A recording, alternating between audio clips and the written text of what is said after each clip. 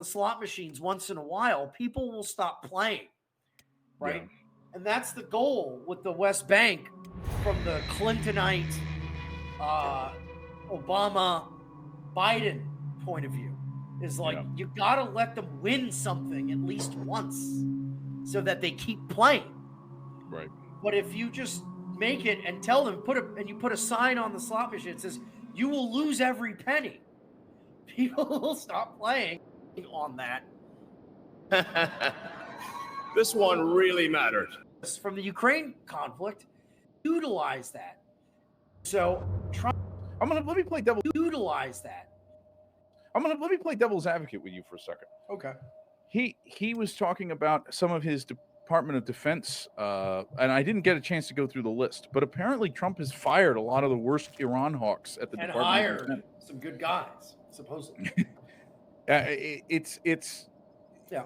I can tell you what's happening. Continue. Okay, well, you go for it, because again, this is one of those things where it's like, okay, does Trump? Everybody says this. I was listening to Douglas McGregor was saying the same thing, that Trump temperamentally is not a warmonger. Now, I will say, going back 25 years when he was running against Buchanan, I remember Trump was never a saber rattler like we need to go to war against this country or that country. He's just not one of those Lindsey Graham types. There are certain people that are that way. Trump isn't one of them. So what's going on with these firings in the Department? So the basis of this is that he fired Brian Hook and he hired Michael Dimino, who's from the Quincy Institute, who is he's not anti-Israel, but he supports reducing support for Israel, right? Okay. So what's actually going on here, right? Well, my estimation is that, Trump has made this very clear, Steve Witkoff, all these people. The first step in containing Iran, in destroying Iran, is to get all the Sunni Gulf countries to make amends with Israel. The Abraham Accords, right? Right. Here's the problem. After 1 year of the Gaza genocide, and I can show you the ADL did the survey. We talked about it last week. There's an ADL Ipsos survey that found 95% of Saudi citizens agree with the view that the United States is controlled by and for the Jews. Okay. So if you're Donald Trump, what is your number one diplomatic barrier to getting Saudi Arabia to align itself with Israel? Well, the answer to that is the Saudi people. They are not even going to consider any kind of resolution like that. The very fact if MBS is seen in public with the Israeli government right now, he'll just potentially be overthrown. So what is going on here? Well, the first step out of the hole, the diplomatic hole of the United States, is where we saw 2.2 billion people in the world, most of them in the global south, because America's grip on the minds of people in Eastern Europe, in Africa, and in Asia is weakened because of the sheer fact that American power is weaker. So those people now they're just making judgments based off of what they see. And their judgment is that America is a Jewish-controlled dictatorship. And so Trump has to figure out a way to convince these people that it's not. And this whole thing where they're going to try to have people that go on television, like Fox News, that are skeptical of a war with Iran, of things like this. That's all part of the act. Because at the end of the day, we can look at the guy playing a minor, policy role, Michael Dimino, in the new Trump administration. But don't forget, who's playing the big roles? Marco Rubio, John Ratcliffe at the CIA. Yeah. John Ratcliffe at the CIA has said openly that he plans on overthrowing the Iranian government and putting the Shah in power there. His guy is the Shah, the Shah who's in exile their plan is they're going to overthrow the Iranian Republic and replace it with the Shah, the monarchs. Yeah. That's what Trump's CIA director said. Marco Rubio is on record saying he wants to bomb Iran. Pete Hegseth says he wants to bomb Iran. So, sure, yeah, a minor advisor gets fired and replaced with someone from the Quincy Institute. But how can you ignore all the big players that are running the show? Like, how can you ignore that? What do they say? This is why I do this show with you, because that is the perfect intelligent way of looking at this. I mean, it really is. I mean, it's looking at the big picture in the context of what's going on, and that makes total sense, because that's the other thing. See, here's the problem with this. The problem when I hear stuff like this firing of Brian Hook, it doesn't, like, if Trump's policy was, people want to start with the thing, okay, Trump's policy is war with Iran. That's what the neocons, that's what Miriam Adelson, that's what Netanyahu, that's what they all want him to do. So that's his policy. Wait a minute, but this doesn't fit with the policy. Okay. And then, there's an explanation, or there's not an explanation. You offered a very, cogent explanation. But let's take it in reverse. What if assume Trump's policy is he doesn't want to go to war with Iran? Now, how do you explain all these other people in all these other positions? You know what I mean? Like, I think it's much harder to explain that. Like, either Trump is leaning towards conflict with Iran or away from conflict with Iran. And if his policy is the one, then this firing of Brian Hook jumps out as an anomaly, and it's something, okay, well, this is a little confusing. But if it's the other way, is anyone actually saying that he doesn't want it? Because if he doesn't, like you said, why are all these people like Ratcliffe and Hegseth and Rubio in the positions that they're in, let alone what's her name, Elise Stefanik at the UN, and the ambassador to Israel, Mike Huckabee, who are just foaming at the mouth, so-called evangelical Christians, which is just, to me, it's a way to put a religious covering on taking money from Jews. It's a way for white people to get the blame. White Americans get the blame for the Zionist policy. It's just insane that there's actually a white man that'll be like volunteering for that position to get the blame for it. You fucking asshole. Yeah. I mean, and Witkoff, okay, so here's one today. Trump to appoint Witkoff to Iran role. Yes. Here's what the actual game plan is, okay? I'll put it out for you. Their idea is that they're going to distract the Iranians with a $100 bill on a fishing line, and the Iranians, if they're stupid, will chase it down the street. And while that's happening, they're going to try to figure out a way to peel China and Russia away from Iran. Because my understanding of what Trump's diplomatic approach is going to be is he wants to divide and conquer Russia, China, North Korea, and Iran. As we saw last week, Russia signed, basically not a mutual defense pact, but just short of it with Iran. They formalized it. China has its own. China is sending missile fuel to Iran as we speak for their missile program. So Trump's idea is, I'm going to go to each one of these people bilaterally and offer them exclusive deals in exchange for breaking solidarity with the other. And then when they're all divided, we'll fight them one at a time. The problem is the Chinese, the Russians, and the Iranians and the North Koreans know that you're doing this. How do they?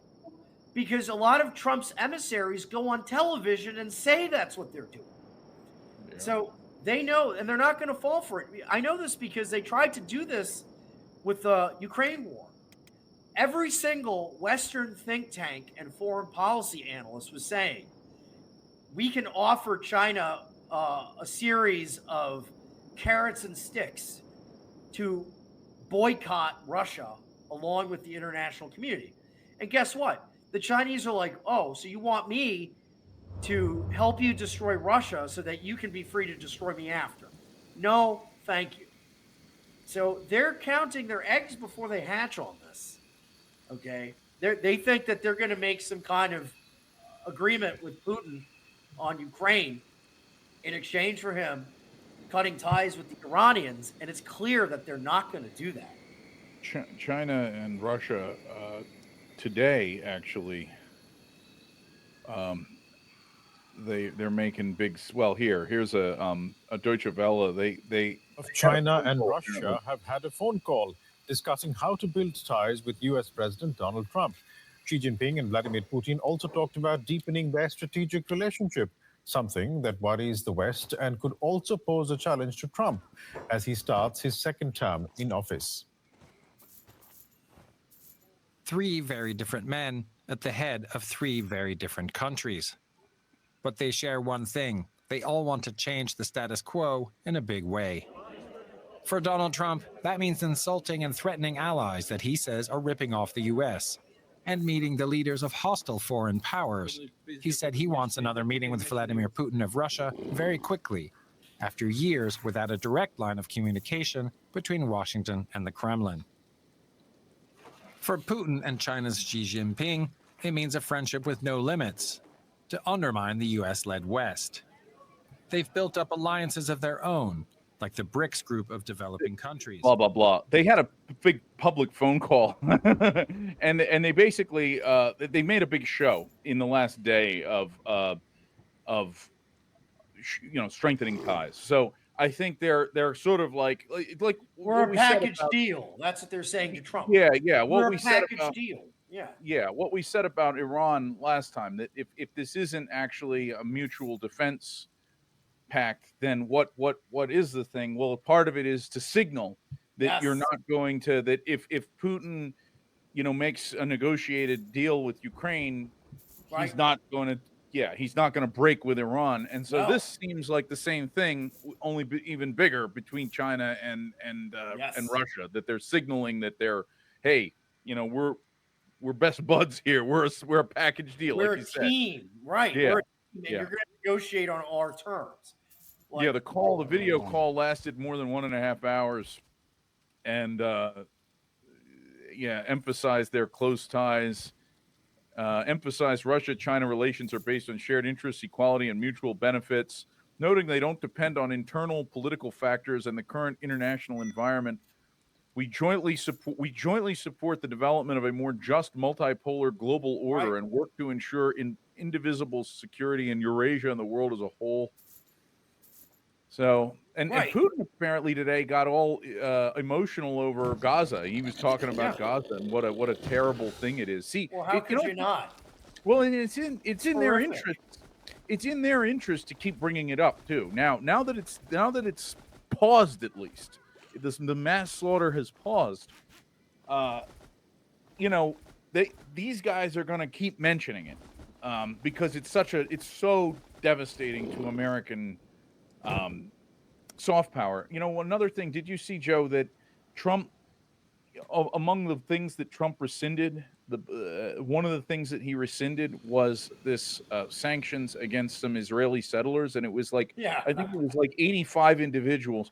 I mean, it was a token thing that the Biden administration did, and it was 85 of the most bloodthirsty, criminal Jew settlers, murderers. Pause yourself right there. It's not a token thing. What it is that the Palestinian Authority in the West Bank, their legitimacy depends on the idea that dealing and negotiating with the West and with the Jews is a more effective way to fight for Palestinian rights than what Hamas is doing. That's where their credibility all hinges. Right. The problem is it's not true. But the United States has to at least throw them a crumb so that their people don't overthrow them. Trump is of the opinion that you don't even have to do that. We're taking back the crumb. Taking back the crumb. And you know what's going to happen? All that's going to happen is that Hamas is going to take power in the West Bank. Yes. Okay, that's it. Well, did you see there were riots? There was a thing that happened. So there's problems in Israel right now because when the prisoners got freed, I don't know if you saw this. When the prisoners got freed, some of the Palestinian political prisoners that were exchanged as part of this, were released as part of this exchange. A bunch of radical Jews rioted, and they just attacked the West Bank Palestinians, and were just inflicting mass chaos and casualties. The Israeli police intervened, and they saw these Jews masked, and they thought they were Palestinians, and they shot 2 of them. And now there's riots apparently against the police because they didn't mean to shoot them. They thought they were Palestinians, and that's why they shot them. No, So Israel is a shit show. It's a shit show. Yeah, they shot 2 Jews, and now that's what's going on right now over there. But yeah, so this is the Trump approach. Just give Israel everything, even the crumbs, even the crumbs, because it's all transactional. If a mentally ill person like Miriam Adelson, who's an Israeli agent, if that person says, like, this is what I want, right? I want you to let Israel annex the West Bank with full U.S. permission. They're going to do it anyway, but with U.S. permission, symbolic permission, and you give Trump $100 million, he'll do it. Yeah, like that's that simple. Okay. Yeah.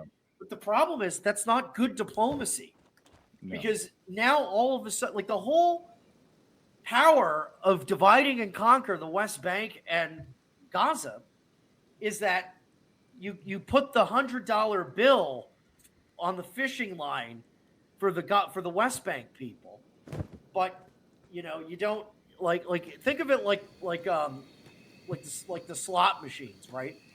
Yeah. If you don't let someone win on the slot machines once in a while, people will stop playing, right? Yeah. And that's the goal with the West Bank from the Clintonite, Obama, Biden point of view, is like, you got to let them win something at least once so that they keep playing. Right. But if you just make it and tell them, you put a sign on the slot machine that says, you will lose every penny, people will stop playing and they'll start to fight you. Right. Okay. All Trump is doing is helping Hamas, actually, with these types of decisions. Yeah. This was so Putin's reaction to, because Trump got a little threatening. Actually, there was a thing here. Let me bring up his Truth Social post. He made a post on Truth Social that who shared that? I think that was where is it? Give me 1 second. I'll pull it up. But he made this post where he was sort of like, Russia better do this or else, kind of a thing. Yeah. Like, what is the or else? Well, that what is it? You stole $250 billion and now you're giving it to the Ukrainians. What else is there? Right. I mean, that's the problem with throwing everything at someone. Is that eventually you run out of things to threaten them with. Yeah. Oh man, there's so much to talk about. I don't even know where to begin. Let's stick to one thing at a time. Let's stick to Russia for a second here, because I want to talk about the Venezuela stuff. I mean, he's going hard on Venezuela. Yeah, I have my view on that too. Yeah. Yeah, they're going to go all in on that. But okay, here it is. So this was PAX Tube on Telegram shared this, and that's how I saw it. And I'll bring it up for the audience to see. PAX Tube is one of the few influencers that is with us on this. Yes, I agree. He's been great. He is very observant. And again, this is what's important about what we're doing here. Us and PAX Tube. We're not here to black pill you or to grandstand about always being right or I predicted this. No, that's not, because sometimes there are people, and let's be self-critical here, there are people that agree with us that are like that. Like, their whole thing is not that they want to be constructive political analysts. Their whole thing is that they just want to be negative all the time. And when something happens that's bad, say, I told you so. That's not my agenda here. My agenda is so people live in the real world and know what reality is, so that we can actually come up with a plan, grab our spoons, and start digging in the tunnel already. Yeah. You should have started yesterday, okay? That's my goal. It's to shock people into picking up their fucking spoons and starting to dig, because you're not going to get it like this. Yeah, well said. Trump, so he put out, he said, this was January 12th, this was yesterday, I'm not looking to hurt Russia. I love the Russian people and always had a very good relationship with President Putin. And this despite the radical left's Russia hoax. All the all cap stuff I'll read with emphasis. We must never forget that Russia helped us win the Second World War, losing almost 60 million lives in the 60 million? Wait a minute. That's probably wrong. I mean, they say 50 million died in World War II altogether. No, yeah. Wait a minute. Trump recently was saying 1 million Russians died in the Ukraine war. Right. Insane, like laughable and insane. Yeah, no, that's He's yeah. just Russia making did not shit lose up. 60. I was thinking, wait a minute, 60 million lives? I mean, that's they say the total amount killed in the eastern and western theaters of World War II was between 50 and 60 million. Anyway. So we must never forget Russia helped us win the Second World War, losing almost 60 million lives in the process. I guess he means for the Second World War. All that being said, I'm going to do Russia, whose economy is failing, and President Putin a very big favor. Settle now and stop this ridiculous war. It's only going to get worse.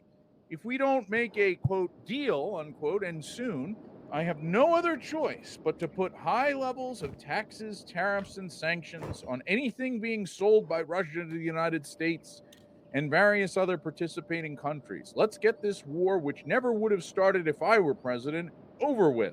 We can do it the easy way or the hard way, and the easy way is always better. It's time to, quote, make a deal, unquote. No more lives should be lost. And, it's funny, Politico said Russia reacts to Trump's sanctions threat. Z. Well, I mean, like, what exactly, like, why?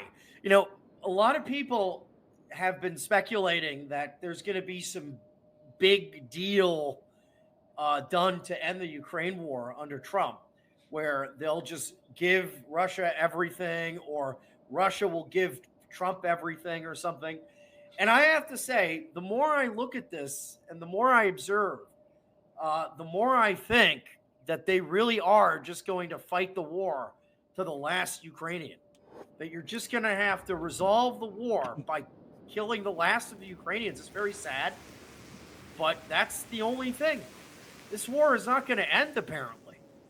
Because, all this shit about Russia's economy failing and struggling, every article I've read that claims this doesn't provide any sources. Like, what are you basing that off? What do you mean their economy is failing, that they're falling, that they're faltering? Because it doesn't seem that way. Okay? The only people whose economies are collapsing are in the European Union, the NATO countries. Yeah. They're the ones who are suffering. And how ironic, the Russians have stopped piping natural gas to some of these EU countries, and they're already like devastated by it. Yeah. Like, I don't think that any of this means anything.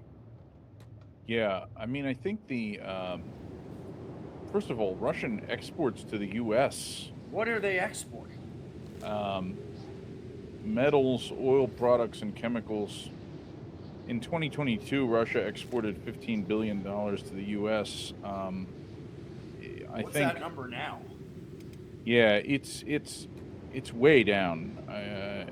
It's probably less during than 20. Okay, yeah, United States imports from Russia in 2023 were $4.9 billion. What are they now?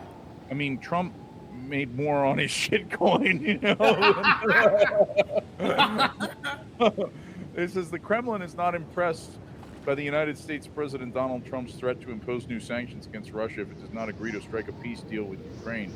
We do not see any particular new elements here, Kremlin spokesperson Dmitry Peskov told Russian media Thursday. Peskov added that Trump liked sanctions and used them often during his first presidential term. Quote, Russia is ready for an equal and careful dialogue with the United States, which we had during Trump's first term. We are waiting for signals that have not yet been received. In other words, you got to come to us with more than that. Like, that's what it is. It's. Well, I mean, why should they take that offer? What, $4 billion of trade? Like, are you shitting me? Like, what do they cares? The Russians have already written off the United States as an economic partner. Yeah. They've already done it. They arguably started doing it in 2014. So they've already prepared for this. You can't use the threat of economic sanctions once you've already applied the economic sanctions. Like, how doesn't Trump understand this? Yeah. PaxTube's comment on this was that he sounds desperate. Yes, he is. He is Trump desperate. sounds desperate, and that Russia. I mean, they have stated war goals. They have goals that they're fighting for that are fairly reasonable. But I mean, like, the war ends with Russia, with the U.S. signing off and saying, "Okay, you win." Right. I don't know what the casualties were. So I was listening to Judge Knapp, and he was talking to Douglas McGregor, and they were discussing the possible numbers of actual casualties and the Ukrainian casualties. They mentioned a figure like 750,000 dead or something. I believe that. They said one thing, though, that has been very true, and this is one of these things that it just, I don't know if this is true, but it just sounds right to me, and it's horrible, is that Russia has been much better at evacuating their wounded. And this is one of the reasons why, people were talking about this during the Iraq War, the global war on terror, actually, Iraq and Afghanistan, versus, for instance, the Vietnam War. Why the numbers killed in action in the global war on terror were much, much lower. I mean, obviously, the scale of the fighting, yes, but also because of the high-tech medical advances since the 1960s. Right. And the ability to get people out when they're wounded from a combat zone. So many, global war on terror veterans are badly wounded people who would have died in the Vietnam era. They would have died. And so it's a weird thought. It struck me as particularly horrible. The idea that Russia is operating on a more modern basis where they're evacuating their wounded quickly and getting them the medical care they need. And Zelensky's regime is just like letting not taking the same level of concern over. I'm of the opinion that Russian killed in action is like probably around 80,000 at this point, while Ukrainian killed in action is probably 400,000 or 500,000. And you can sort of estimate this simply by looking at the two countries and their mobilization. Like, the Ukraine has mobilized everyone from grandpa to fucking men with like heart disease. Like, everyone is mobilized. Yeah. In Russia, they still have practically a volunteer army where you sign up if you want. If the Russians had lost 1 million people, like Trump is claiming, they would be forced to draft everyone, like the Ukrainians are doing. Yeah. Like, I don't agree with this. The fact that the Trump administration is pushing the Ukrainians to draft 18-year-olds tells me that they're not planning on ending this war anytime soon. Right. Like, they're going to fight. Like Lindsey Graham said, he's going to fight to the last Ukrainian. Yeah, there's going to be 1 million dead Ukrainians by the time this war's over, if it doesn't end soon.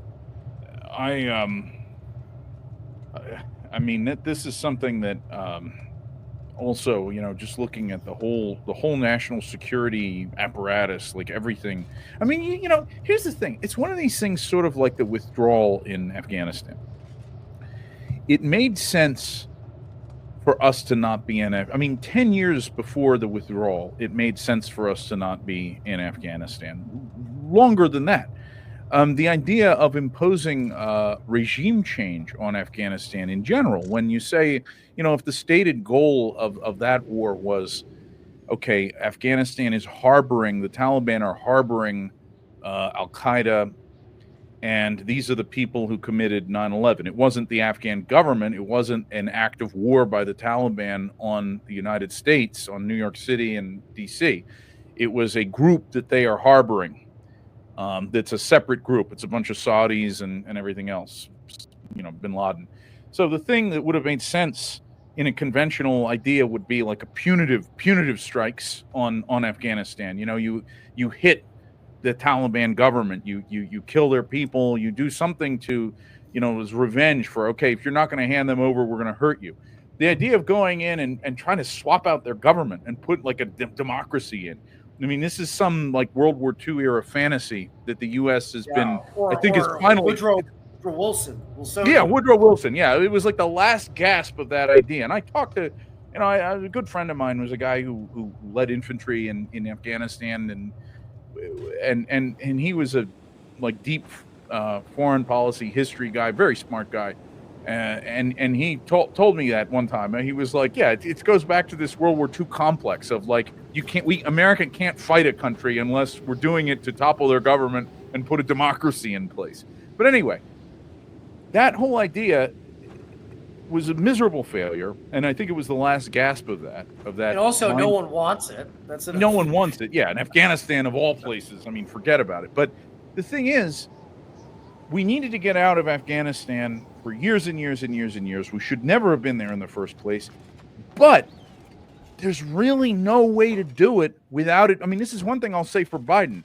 They were getting on Biden's case about this, but there's no way to do it without it being a humiliating fiasco for the United States. There's no way to pull U.S. troops, and that's why it was America's longest war, and we were there for over 20 years. Right. So now people acting like Assad falling was some major black eye to Iran and Russia. I would just say that's not even 10% as embarrassing as Afghanistan. Yeah, It's not even close. But I mean, no matter who, I don't believe that Trump could have done it any more in a more dignified way, or Obama, or Bush. So the point is, when you look at the big picture of Ukraine, where everything with America has been Ukraine, Slava Ukraina, all in on Zelensky's Churchill, etc., for years and years and years. There is no way for them, just like Afghanistan, there is no way for them to end this without a massive, massive loss of prestige for the United States. No. And for it to be an embarrassing I said this last failure. Week.